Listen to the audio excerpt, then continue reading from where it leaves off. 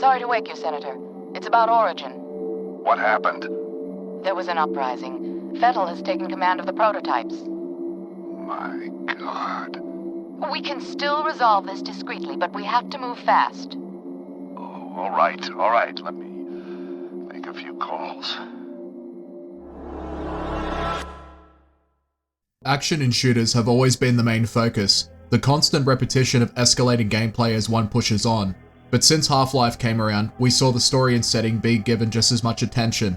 This was only the beginning, and while that game set a precedent for tight gameplay, rich world building and storytelling, studios over the years would experiment with pre-existing genres and not just other games, but also other movies. In the 90s, Alone in the Dark helped set forth the survival horror genre, which Resident Evil and Silent Hill would perfect the formula later on down the track. They both were blessed with critical acclaim and set the benchmarks in terms of how to inject horror into a video game. Nowadays, survival horror is infused with dime a dozens, with a few exceptions popping out sometimes in the indie horror scene. But in the early 2000s, we had some iconic gems that you'll be hard-pressed to find anything similar today. With both the survival and FPS genre in full motion, it would only be a matter of time before they intersected, influencing one another and helping each other push their genres forward. In 2004, we would get Doom 3, a complete overhaul from the original formula of Doom. It favored a slower pace and put visuals and sound design forward, making you feel in suspense for immediate danger the whole time. Horror is one of my personal favorite genres, especially in gaming, and in 2005, Monolith would create one of the greatest FPS shooters of all time, one that will forever be in my top 10, and that game is Fear. Fear, or First Encounter Assault Recon, is a horror FPS developed by Monolith Productions and published by Vivendi Universal Games, released on the PC on the 18th of October 2005, and would receive console releases in 2006 and 2007. It was a perfect blend of John Woo-style gunfights, mixed with Japanese horror films like Ringu and Ju-On. I have honestly not seen anything like this game whatsoever, and while Trepang 2 draws inspiration from it and draws pretty closely to its gameplay, the same gameplay that we see in Fear, it's still too early in its development to make a more complete comparison. Fear was one of a kind and still is today. In Fear, you take the role of the Point Man, a rookie who has joined a special forces unit called the game's title. Basically, you're a Delta Force-like operative that specializes in paranormal activities.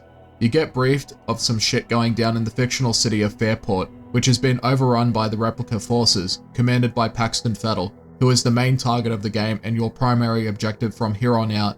From the beginning, you get flashbacks of a girl screaming, a guy with glasses, and Fettel saying words to you. You won't know what is going on here, and this game will often throw these type of cutscenes at you at certain points in the game. You also have two other operatives assist you, Jankowski, who's always on your case, and Jin Soon Kwon, someone who looks out for you and even develops an interest in you as a person. But very, very quickly, things get out of hand. Don't fucking get up!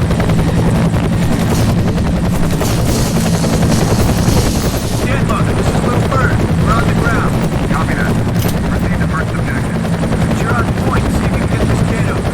I'd send one of my boys, but I think we need a specialist for this one.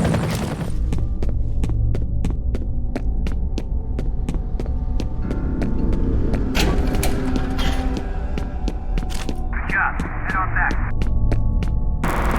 The hell is that? Over there! Yeah! Over. What's your situation? Over. Come in. I'm losing your signal. You can hear me.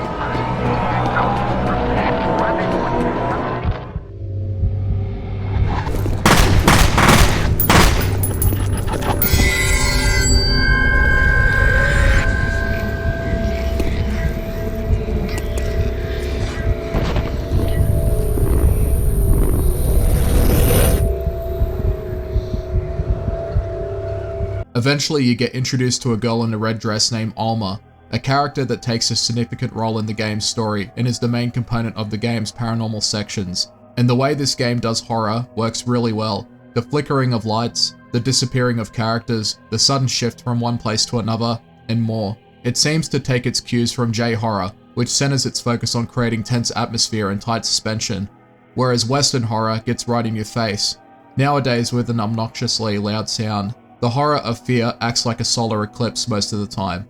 It doesn't always show up, but when it does, it puts you in a more heightened state than before. As you progress throughout the game, the situations become more and more chaotic. It gets to a point where you're just reacting to the situations that occur, rather than trying to stop them altogether. The epicenter of all the events that unfold point to Armacham, the corporation that were directly responsible for the creation of the replicas, and the secret experiments that would eventually turn into a complete disaster. There isn't really a lot that you wouldn't see in other modern military shooters, but it's the story's context that adds a layer of atmosphere that I have pretty much never seen in any other game, with one exception being Condemned Criminal Origins, which is another fantastic game. Going through office spaces, corridors, abandoned factory floors, and underground facilities, you're always kept in a state of paranoia, wondering what's on the other side. The situation could shift from an arena of clone death squads setting up an ambush to take you down, or the paranormal antics of Alma and Fettel. While the story itself is okay, the background information that you do receive through finding laptops or voice messages on the phone add more detail and context as to what's really going on, and how other people responded to the ongoing events. The story's biggest strengths lie in the minimal but daunting atmosphere that's layered throughout each level, making you feel like you really shouldn't be here every step of the way. But you've got a job to do, and this is what you've signed up for, so you have no choice but to push on. Fear has a decent story, a setting that's enhanced by the atmosphere and clever use of paranormal horror.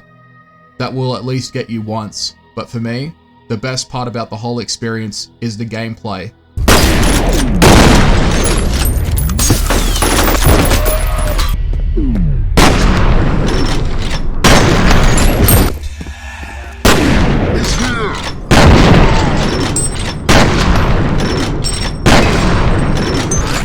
I need help! What are you doing? Hurry!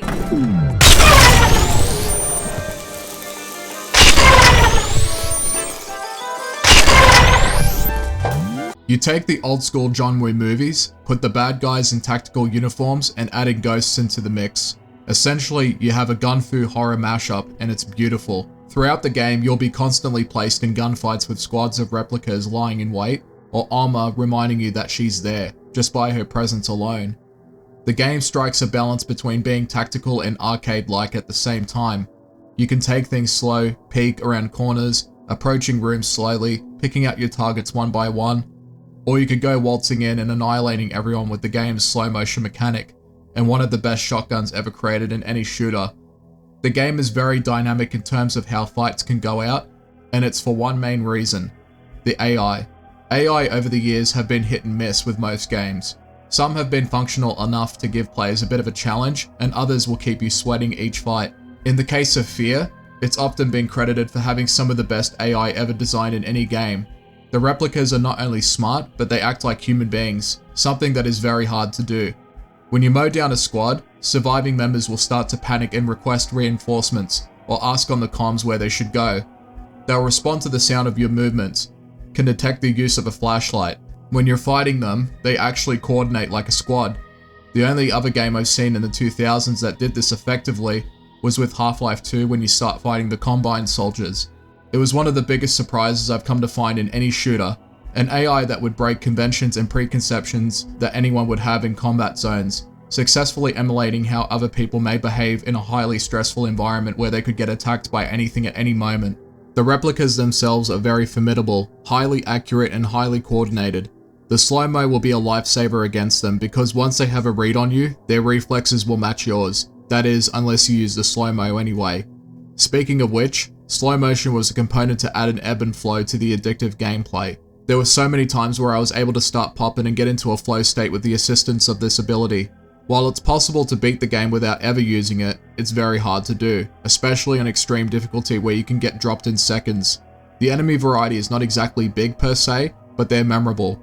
Replicas are just like your ordinary tactical units carrying rifles or shotguns, and sometimes power weapons like the repeating cannon or the particle cannon, or the penetrator, a nail gun that nails people to walls basically. Then you have the heavier units that take a lot more damage, and make a very inhuman sound after you take it down.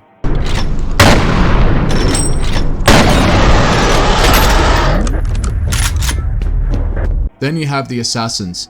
These guys are my favorite of the bunch.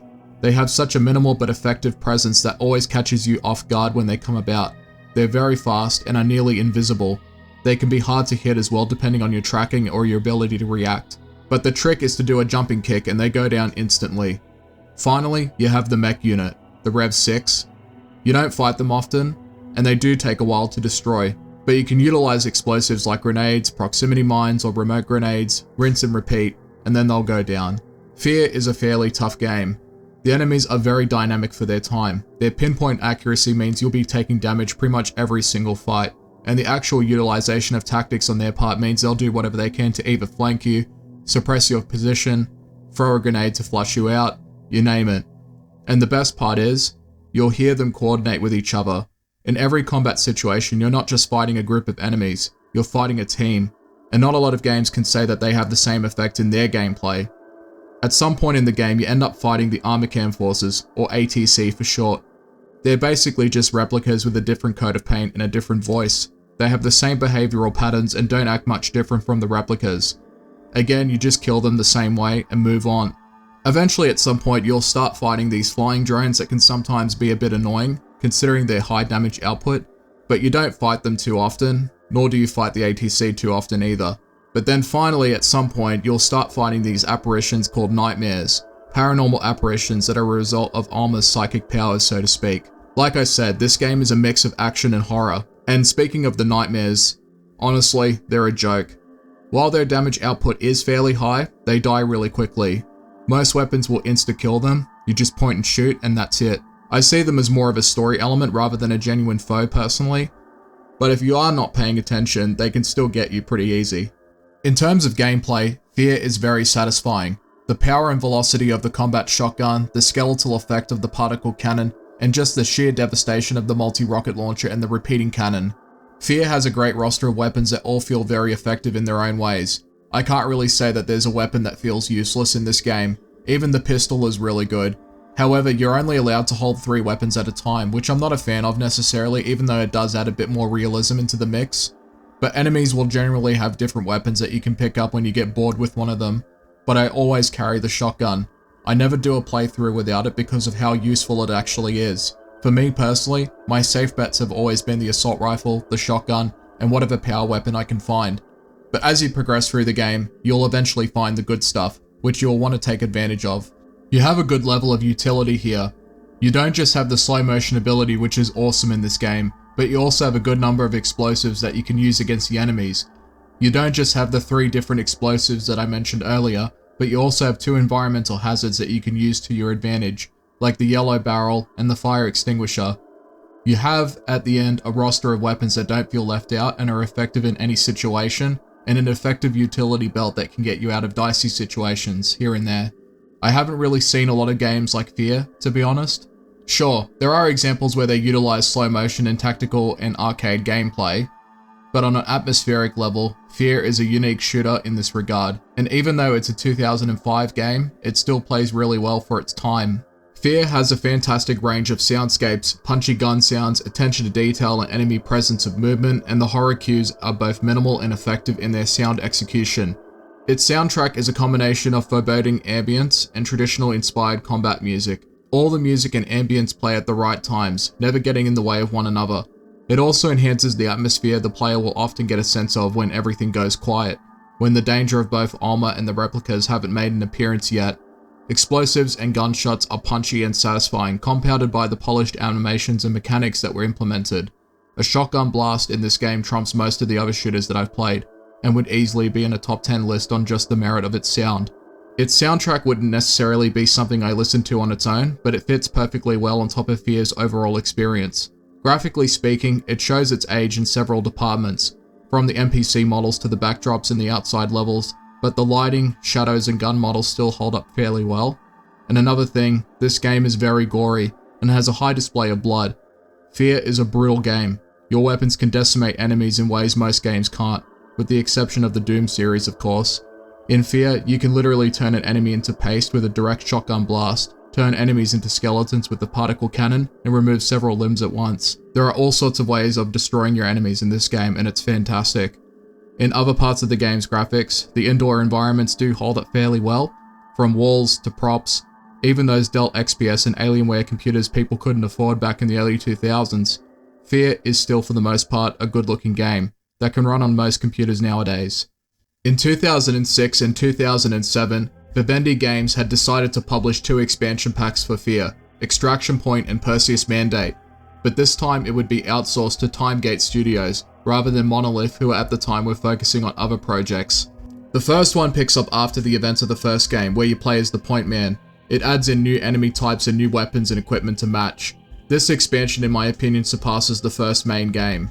The extended editions, the new enemy types, and the combat scenarios surpass even the first one, and it makes the events in the overall story even more hopeless, and it has quite a few shocking moments that made me feel bummed out. I won't say much on this one though, because I'd rather not spoil it, but if you finished the first Fear and loved it, you'll love this one too, guaranteed. It's awesome. However, I can't say the same for Perseus Mandate. This expansion story is set between the middle of Fear's story and after it finishes. You play as a different Fear unit, where you play as the Sergeant, basically just a Fear operative with the same slow-mo ability as the Point Man, even though it's never once explained how he got it in the first place. Like the previous expansion, it adds in new weapons and enemies, and not just enemies, but a whole different faction entirely, called the Nightcrawlers. Basically, these guys are just replicas on steroids. They're more accurate, take more damage, and some of them even have the slow-mo ability themselves, like the Elites, who are honestly some of the most bullshit enemies I've seen in any game period. Extraction Point was an awesome expansion, but Perseus Mandate just feels inferior in every way. If it was released as a fan-made expansion, I wouldn't have even seen the difference. It's also a lot harder too, but not in a fair way either. Extreme difficulty is doable on it, but it is an absolute nightmare to go through when you're frequently fighting the Nightcrawler units, and God help you, the Elite variants, who are just broken. If you had to pick one of the 2 expansions, I would just stick with Extraction Point instead. But that's not to say it's all bad though. I still play Perseus Mandate on and off, and the bonus missions are really well made, providing a gauntlet of gunfights that can be challenging but not completely unfair. All in all, Extraction is awesome, Perseus is above average at best. At some point after the release of Fear, Monolith had decided to include a multiplayer component to the overall amazing experience. I played it on and off years ago when it was more popular, and to be honest, it's actually really good, featuring several standard fare multiplayer modes like Team Deathmatch, Deathmatch, Capture the Flag, Last Man Standing, and 2 additional modes patched in such as Control and Conquer All. And the best part was, it was completely free. You didn't need to own the main game in order to play it, making this one of the earliest free multiplayer shooters based off of a title with a price tag. People got access to it through CD keys provided by Monolith, which they would give out. And with services like GameSpy and Punkbuster, you had supported servers where people could play the multiplayer, which was titled Fear Combat. But nowadays barely anyone plays it, and Monolith stopped supporting it years ago. It is, however, still supported by its community, and at times has at least an active match or 2. But most of the matches are filled with people who are really good at the game, and it's also a lot faster in terms of time to kill and movement compared to the single player. You have a range of weapons that you can switch from in the menu. Respawning after dying in the modes is instant, making it so that you can immediately get right into the action. We had plenty of games at the time where the multiplayer was just a quota to meet and not necessarily a desire to enhance the whole package with genuine love. Monolith at the time made Fear Combat a free and enjoyable multiplayer experience, something that they didn't have to do, but did it anyway, and that's commendable. I'll provide a link in the description down below for Fear Combat so you can check it out. In conclusion, Fear is not only one of the best FPS games of all time, it's also one of the greatest FPS games of all time. You have a surreal but tense atmosphere, effective and minimal horror that's not always in your face, a great balance of tactical and arcade-like gameplay, amazing sound design, decent visuals, and a fun multiplayer component that's free. The whole thing is like taking a plot similar to a J-horror film, and then twisting it into a tactical shooter with a lot of blood and a lot of gore. It has a number of memorable sequences and scary moments, with its amazing utilization of lighting, paranormal activities, and death squads around the corner always waiting to strike at you. Fear has this ebb and flow of being straight up action and genuine horror that comes at the right moments. I think it'll be a long time until we get something that gives us the same feeling, and while Trepang 2 from a gameplay standpoint feels very similar, it's still early days to see whether that will be the spiritual successor to Fear that we deserve. Fear 1, however, does have a few quirks that do irk me from time to time. For instance, the flashlight doesn't last very long, in fact it only lasts a few seconds upon activation. I get why they did it, but I still find it really annoying, especially since you're a Special Forces operative carrying military-grade hardware, but instead they gave you a shitty flashlight on top of it. The hitboxes from enemy melee attacks are off.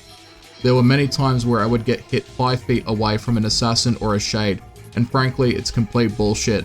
and it's frustrating that they never patched the hitboxes from that point on. But to be honest, those are the only main drawbacks that I do have with the game. Everything else is really just subjective, and graphically speaking, it's just a result of its time. Fear 1 is a sheer masterpiece of an FPS, one of the best I have ever played. The same cannot be said for the sequels, however, where everything fell apart. If you want amazing action and horror blended together, pick this game up. It's a must-buy. Thank you for watching.